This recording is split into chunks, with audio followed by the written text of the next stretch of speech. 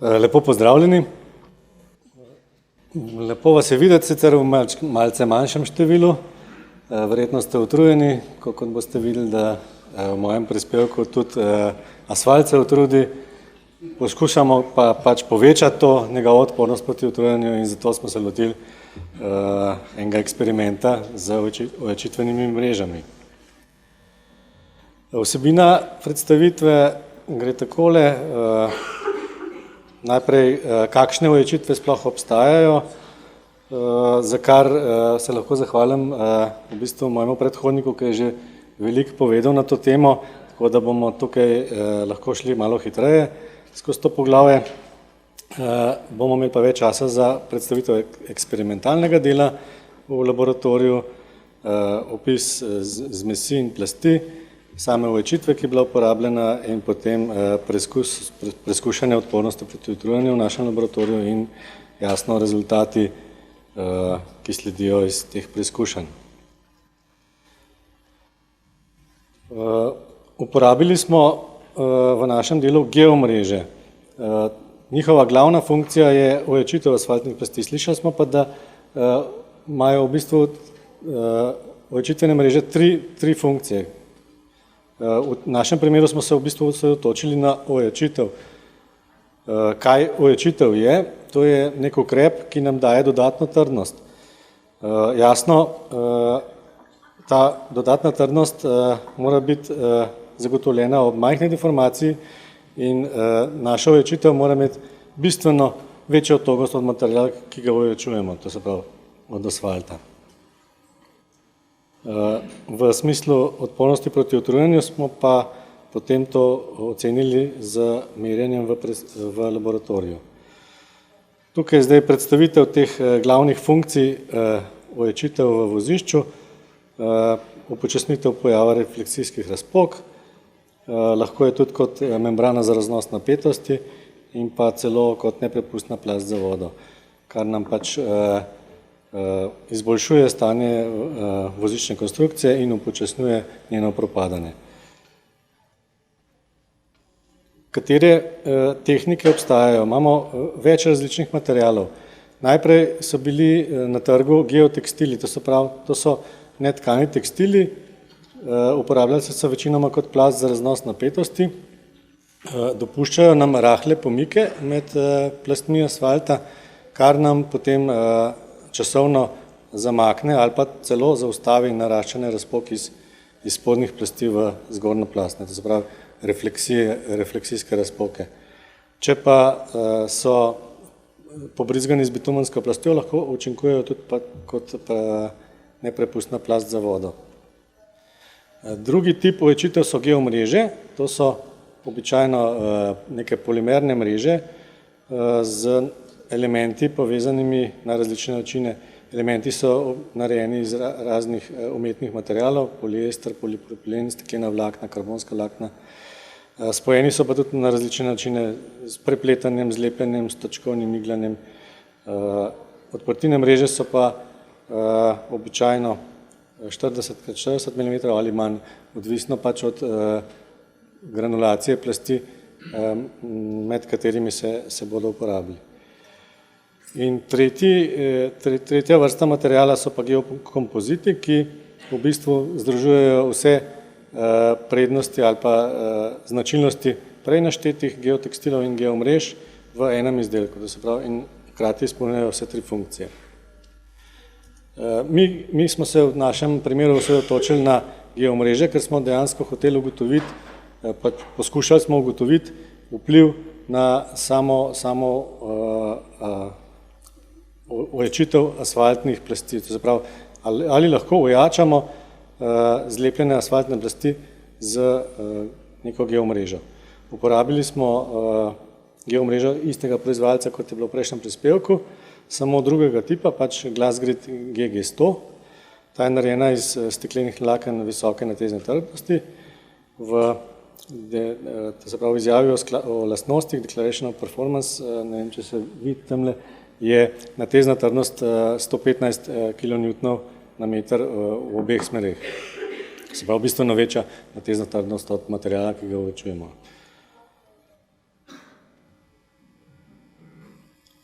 Kako smo se lotili eksperimenta, katero zmes uporabiti? Tukaj je bilo precej razmišljanja, kaj izbrati, na kateri zmesi. Običajno se pač uporabljajo te geomreže nekako med spodnjimi plastmi ali pa pač med vezno pa obrambno plastjo, ampak ker smo mi omejeni v laboratoriju na naše dimenzije preizkušencev, ki so v našem primeru prereza 5x5 cm pa dolžina 45 cm za preizkušanje utrujanja, smo pač bili omejeni s to debelino nekako 5 cm.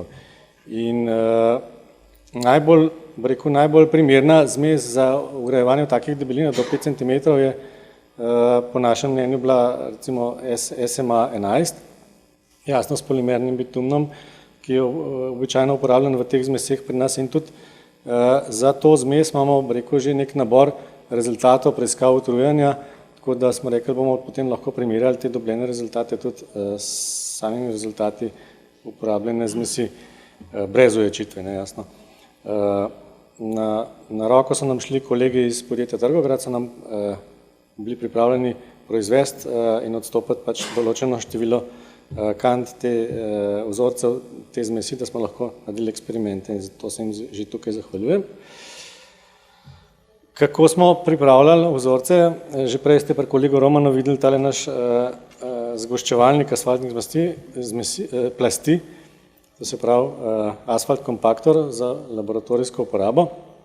V bistvu je to unikat, narejen je bil po naročilu v strojni delavnici, po naših zahtevah oziroma specifikacijah in pa jasno po zahtevah standarda 1269-33 za zgoščevanje z valjastim zgoščevalnikom.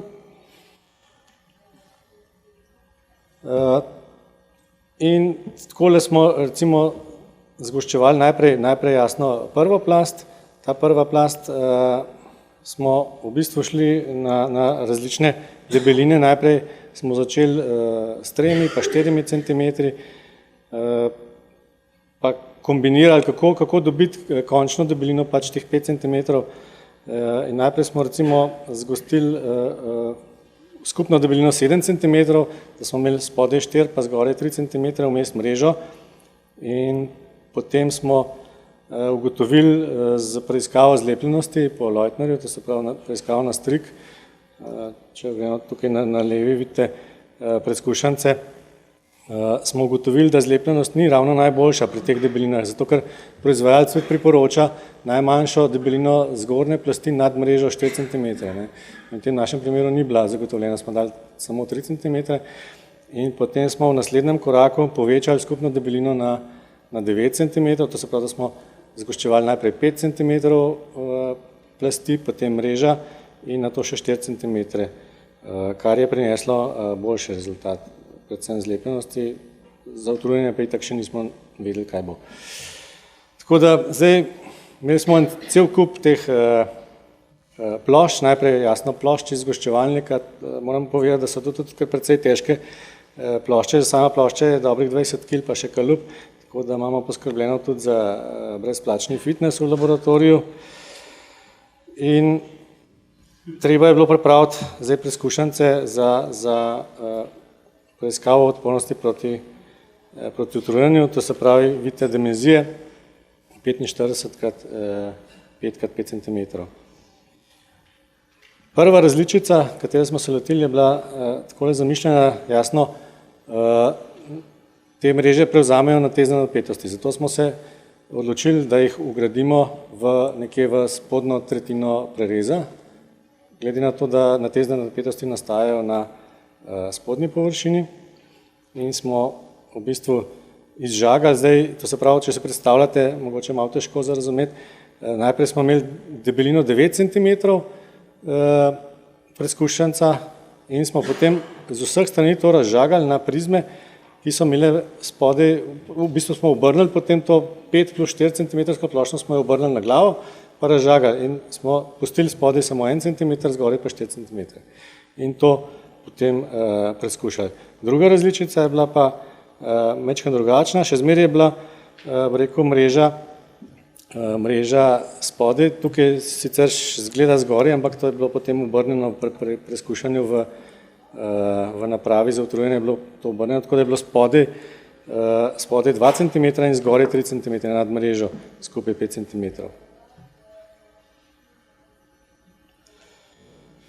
Potem pa sledi utrujanje, tako tale slika je mogoče malo podobna kakšnemu od vas trenutno. Kaj pomeni utrujanje? To je ponovitev relativno majhnih obremenitev, ampak če to dolgo časa ponavljamo, material popusti, postane utrujen, to tudi verjetno kot otroci ste se že tudi igrali s kakšnimi pločevinami, jeklenimi pločevinami, ki imajo veliko natezno trdnost pa velik modul togosti, ampak če jo velikrat prepognete, pa popusti. In tukaj je podobno. Veliko število ponovitev pripelje do utrujanja. Na cestah se to kaže takole, pod kolesom se pač nekako cela konstrukcija upogiba. Pomeni v bistvu nekritična obtežba, ki pa zaradi velikega števila ponovitev v dobi eksploatacije pripelje dejansko do nastanka poškodb zaradi utrujenosti ali pa celo do odpovedi vozične konstrukcije. Vpliva na vse plasti, najbolj pa na spodnje, to se pravi na najniže asfaltne plasti najbolj vpliva. Takole so pa rezultati po tem utrujenju. Kako v laboratoriju preiskujemo? Pri nas imamo napravo za 4-točkovni upogib prizmatičnih preizkušancev. Po standardu, evropskem standardu, pač se ponavlja obremenjevanje srednjih 2 točk. Podprto je na zunanjih podporah in pač ustvarja pomik, celoten preizkus merimo, sile, pomik, fazni zamik in potem pač po formulah izračunamo karakteristike materijala. To delamo na preizkuševalnem stroju Cvik, proizvajalca iz Nemčije. Takole izgleda aparatura izven temperaturne komore. Lahko delamo pri različnih temperaturah, takrat pač uporabimo komoro, ki se vidi v ozadju, to je ta temperaturna komora. Preizkušanec je pa tukaj vpet v tele na podporah in obremenjevan s srednjimi podporami. Jasno, vse je računalniško krmiljeno. Prvi rezultat je bil jasno referenčna vrednost, to se pravi neka osnova, s katero smo štartali, to se pravi asfaltna plast oziroma 2 zlepljeni asfaltni plasti za prizmatični preizkušanec v debelini 2 + 3 cm. In to je bila naša izhodiščna vrednost, Y6, to se pravi Y pri milijonu ciklusov ponovitve, rezultat 217, nekje malenkost nižji od, bi rekel, običajnih rezultatov na SMA 11 PMB, ampak jasno, tam je pač to kot kompletna plast, pa nas je pa morate upoštevati, da je to zlepljena plast. Mislim, da je logično, da ima mečken manjšo togost in tudi odpornost proti utrujenju. Potem sledi različica 1 + 4 cm, to se pravi spodaj 1 cm, zgoraj 4 cm, ki je bila malce boljša, to se pravi rezultat je malenkost boljši od osnovne različice. To nam že kaže, da mreža deluje, to se pravi, da povečuje odpornost proti utrujenju. In pa naslednja različica na 2 cm višine je pa še precej boljši rezultat, to se pravi, da je ta bolj optimalna varianta od prejšnje. Če jih primerjamo tako na enem grafu, bo mečken lepše razvidno. Mogoče smo bili mečken presenečeni, glede na to, da je po našem mnenju, najprej smo mislili, da bo različica 1 + 4 cm dala boljše rezultate, ampak očitno, da je rekel, celotna togost sistema manjša. Mogoče zato, ker je spodaj samo 1 cm plasti. Kaj to teoretično pomeni, če narišemo tole premico, vodoravno premico pri milijonu ciklov ponovitve, da najboljša različica v bistvu prenese dvojno število ponovitev iste obremenitve. Se pravi, teoretično bi rekel, ne, če bi imeli tak primer na cesti, da bi to zdržali dvakrat dalj časa. Samo pač to je zdaj neka poenostavljena ponazoritev vozične konstrukcije, to ne velja kar tako avtomatsko. Ampak je pa dober indikator, da se odpornost proti utrujenju kar precej poveča. Preverjali smo tudi zlepljenost in kot vidite iz rezultatov je bila zelo dobro zlepljena, se pravi 33 kN sile med obemi plastmi z mrežo, kar krepko zadostuje našim zahtevam. Če počasi zaključimo. V bistvu smo pač z eksperimentalnim delom poskušali simulirati odpornost proti utrujenju na asfaltnih plasteh z in brez asfaltnih ovečitev z geomrežami. Zdaj, težko je ponazoriti v enakih, probali smo približno v enakih razmerih, kot je to v vozični konstrukciji zajet te razmerja debelin plasti in pa postavitev same mreže.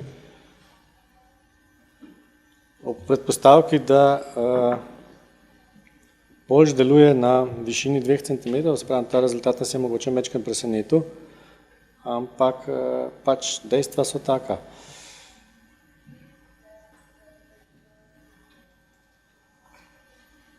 Mogoče s tem lahko zaključimo, da dejansko uporaba mreže izboljšuje odpornost proti utrujenju, ampak jasno, spet z nekim zadržkom, z opombo, da kvantitativno, da se pravi številke ne moramo kar prenesti iz laboratorija v naravo in obratno, zaradi vseh omejitev v laboratoriju, pač naši preizkušanci so taki, kakršni pač so, ki sem vam že predstavil. To ne predstavlja dejansko kompletne vozične konstrukcije, je pa v našem mnenju dober indikator, no, da mreže delujejo. Ob tem bi se rad zahvalil predvsem mojim kolegom, to se pravi ekipi, ki se je ukvarjala s tem, to so Vojko, Mitja, Jernej, Damjan in Primož, jasno podjetju Igmat za vso opremo in podporo, podjetju Trgograd, ki nam je dal, in kolegu Klemnu Šobaku za asfaltno zmes in pa podjetju Adforce za ovečitvene mreže. Hvala lepa.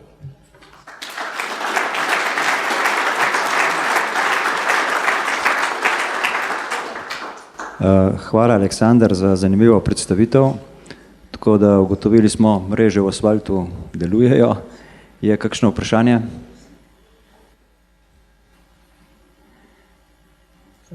Če ni vprašanj, to je bilo zdaj zadnje predavanje, prišli smo do konca.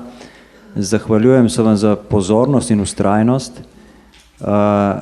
Bi pa kar povabil predsednika Slovenka Henigmana, da nekako zaključimo ta kolokvij. Hvala lepa, obljubim, da ne bom dolg, ker vem, da ste utrujeni, vsi smo imeli zdaj nazorno prikazano, kako je to z utrujenostjo.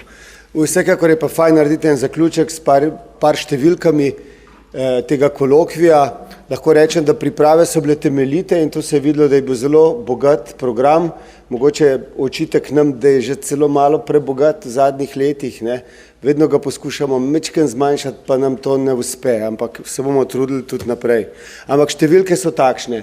Imamo 247 registriranih udeležencev iz 12 držav in Slovenije, se pravi skupaj 13 držav, 19 strokovnih referatov, ki so tudi v temu zborniku, 2 posebej vabljena predavanja, se pravi skupaj 21, 9 tehničnih predstavitev družb in podjetij, okrogla miza s 5 udeleženci in 4 priznanja.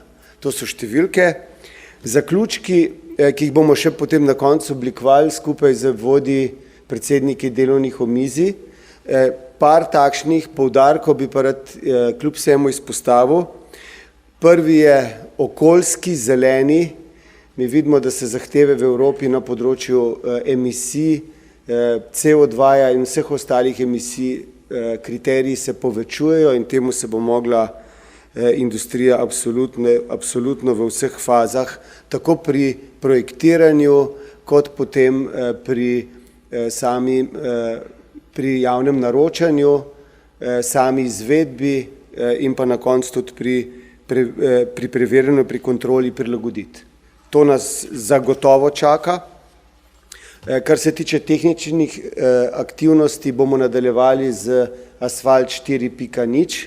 To pomeni digitalizacija, to pomeni in seveda digitalni prehod, to pomenijo nove tehnologije v smislu zelenih asfaltov, topli asfalti, manj hrupni asfalti, asfalti z dolgo življenjsko dobo in tako naprej, z vsemi dodatki, ki smo jih videli in poslušali na predavanjih.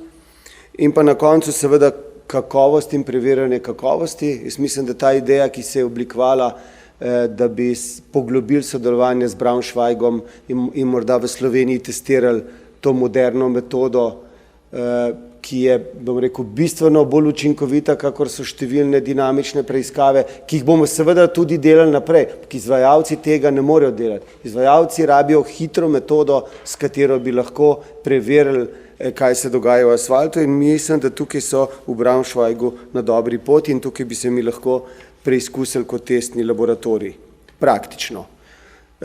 Ostale tehnične zadeve bodo, kakor sem rekel, zaprošeni vodje, predsedniki delovnih predsedstv in bomo dodatne zaključke še oblikovali.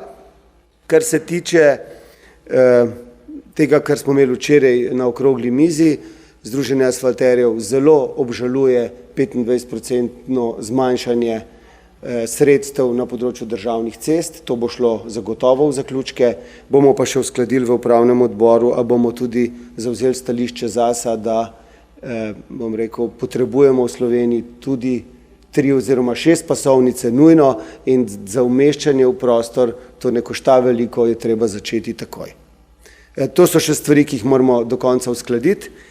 In s tem sem jaz prišel do tega, da se še enkrat vsem, ki ste prispevali k temu kolokviju, res lepo zahvalim, posebej predavatelji, vrhunske predstavitve ste imeli v obeh dnevih, posebej bi se pa rad zahvalil svojemu ožjemu timu, Marjan Marolt, potem Boris Moškon, Robi Mihelčič in tamle naša Tadeja.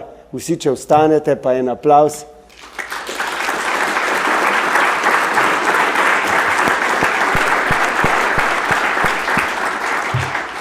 Vsem vam želim fajn praznike in pa srečno pot domov. In ponovno spet čez 2 leti na 18. kolokviju. Hvala lepa.